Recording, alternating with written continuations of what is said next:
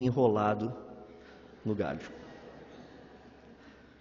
Também seria uma questão de temperamento. Dá para perceber, né? Esse sapinho aí. Mas uma das mais relevantes, seriam relacionados também com o futebol. Essa é uma nova espécie autorizada pelos palmeirenses, só por falar nisso, tá? É um porco verde, então tá tudo do jeito que precisaria. Às vezes vocês falam assim, vocês dão risada. Diz o seguinte, por que não? Por que a evolução ou a seleção natural não seguiu esse caminho? Já imaginou, por exemplo, aquelas fossem desenvolvidas por empresas de segurança? Rapaz, eu garanto para vocês que eles estariam com tudo. Agora, tem algumas também que poderiam ser personalizadas.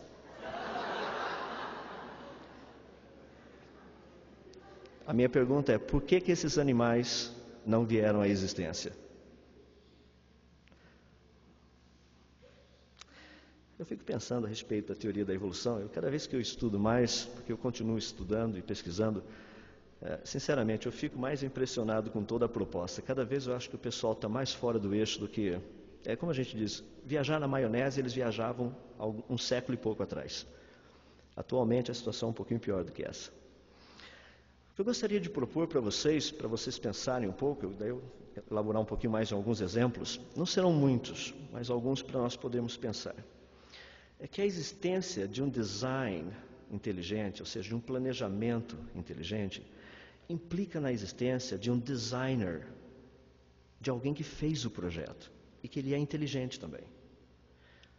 Há pouco tempo atrás eu tive a oportunidade de estar no ITA, um centro de estudos muito conhecido aqui no Brasil, e eu não conhecia muitas pessoas que estavam lá.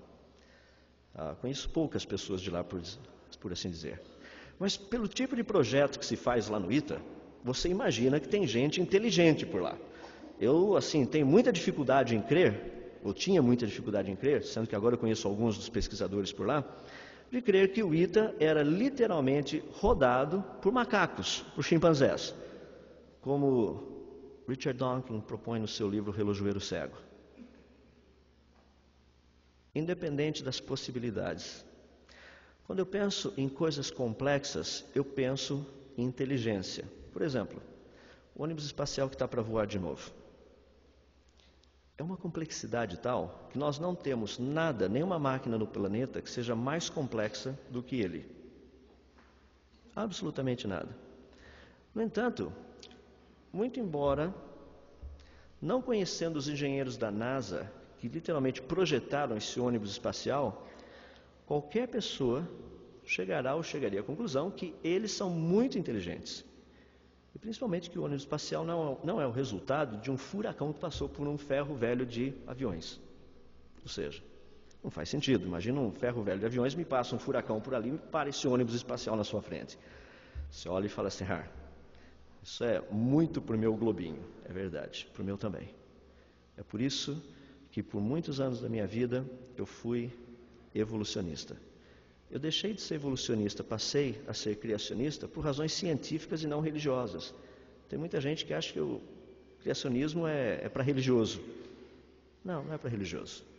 Criacionista é para gente que gosta de ciências, que faz ciências. Então eu gostaria de tratar um pouco com vocês justamente a respeito desse que é o Criador, olhando alguns exemplos. Antes de começar, abram suas Bíblias, Salmo 104, verso 24.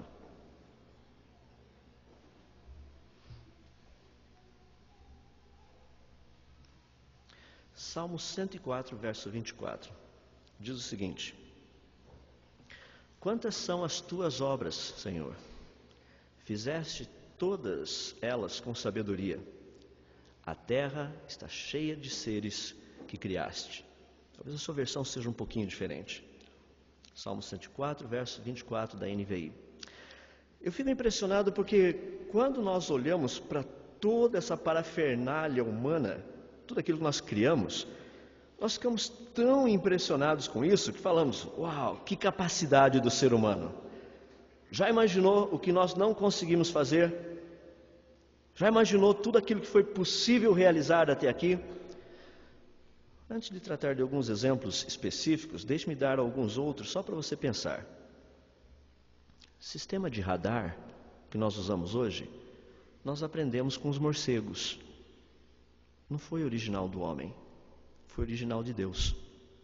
Nós aprendemos a como desenvolver um sistema de radar estudando os morcegos.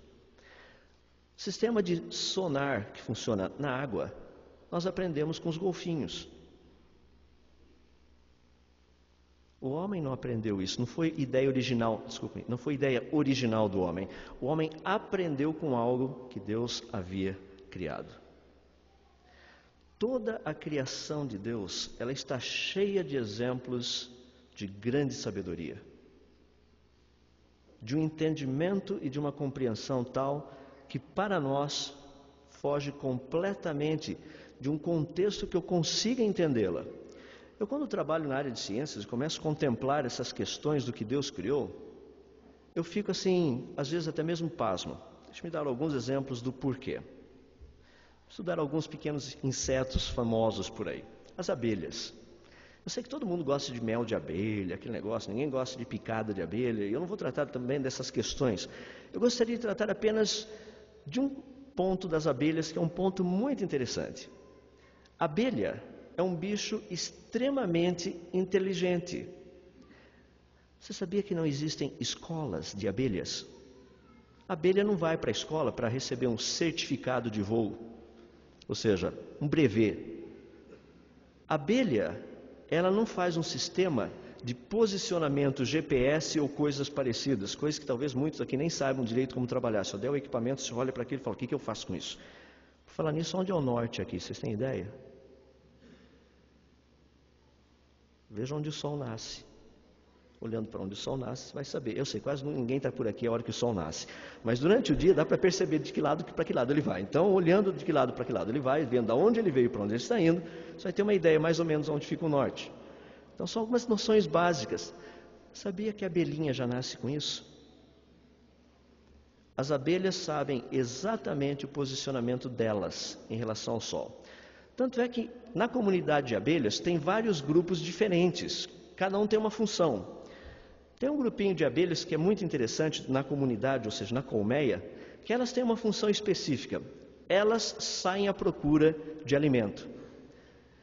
Quando elas voltam para a colmeia, todo o povinho ali, as abelhinhas ficam em volta e falam, e aí, o que foi? Como é que é? Achou? Não achou? Onde é que está? Aquele negócio todo, aquele tumulto.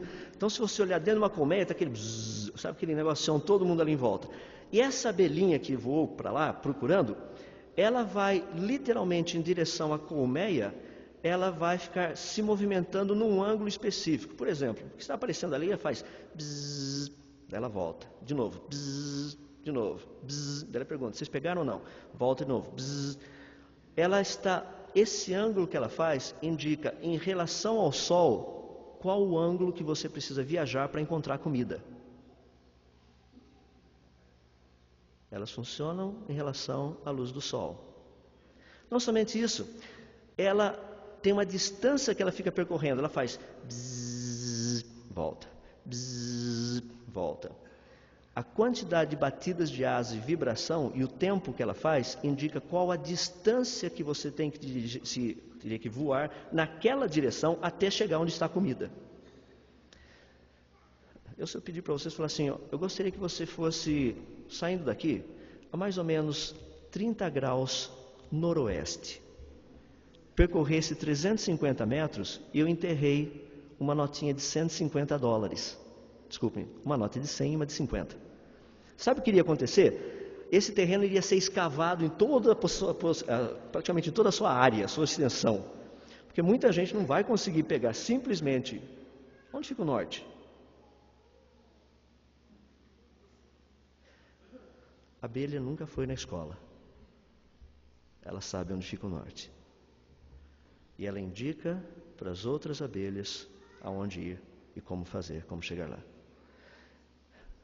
Pergunta: como que as abelhas desenvolveram todo esse mecanismo de comunicação? Resposta: Se você acredita que foi evolução, eu desafio você a vir aqui e dar o resto da palestra.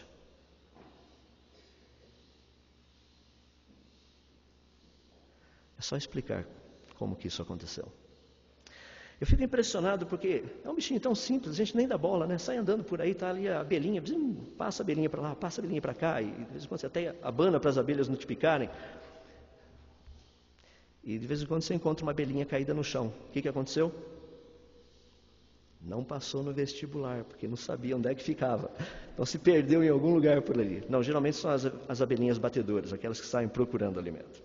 As abelhas são fascinantes. Tinha muita coisa que a gente poderia falar delas aqui, daria para ficar falando uma noite toda. O sistema de construção, por exemplo, da colmeia. Elas têm um sistema de controle de temperatura que é maluco para não derreter. Você já imaginou? Agora está friozinho, lá na colmeia está legal, né? A cerinha não derrete, o mel está guardadinho, bonitinho.